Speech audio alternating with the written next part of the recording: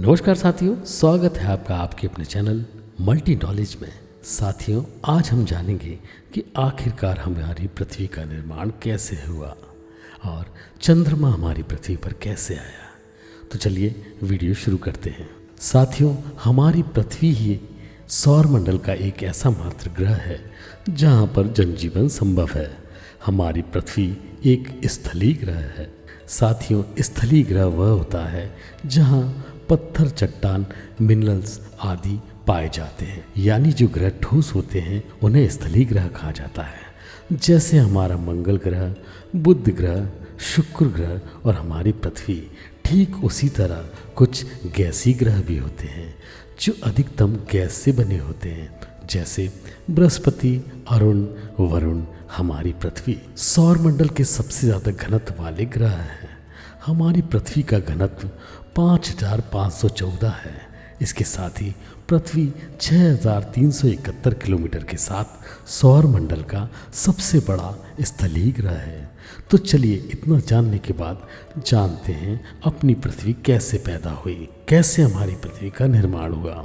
साथियों, हमारा ब्रह्मांड तो 13 अरब 8 साल पुराना है, लेकिन हमारी पृथ्वी और उसी के साथ हमारे सौरमंडल का निर्माण ब्रह्मांड के बनने के बहुत बाद में शुरू हुआ।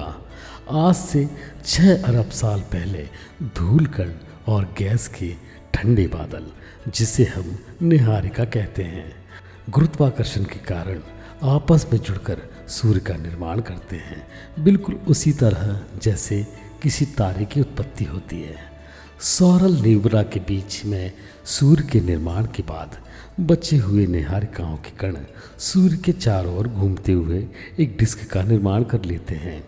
इस डिस्क में घूमते हुए छोटे छोटे पार्टिकल ग्रेविटी के कारण आपस में जुड़कर बड़े पार्टिकल बनाने लगते हैं।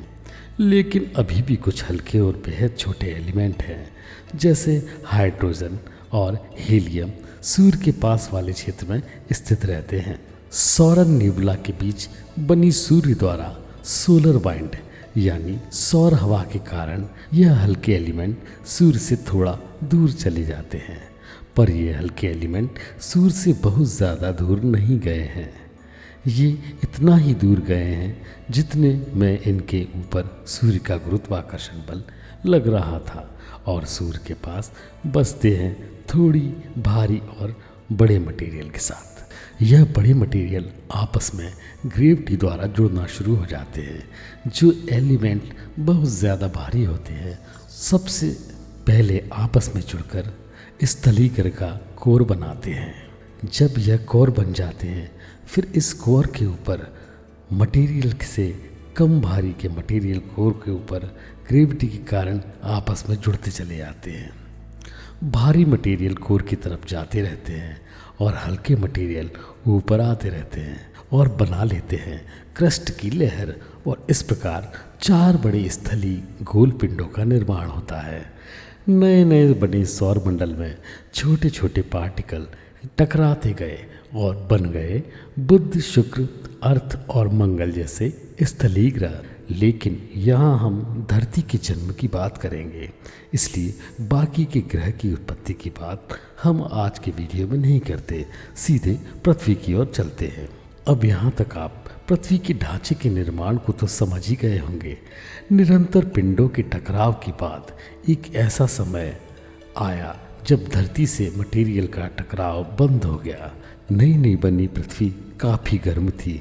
धीरे धीरे समय बीतने के साथ पृथ्वी ठंडी होना शुरू हो गई।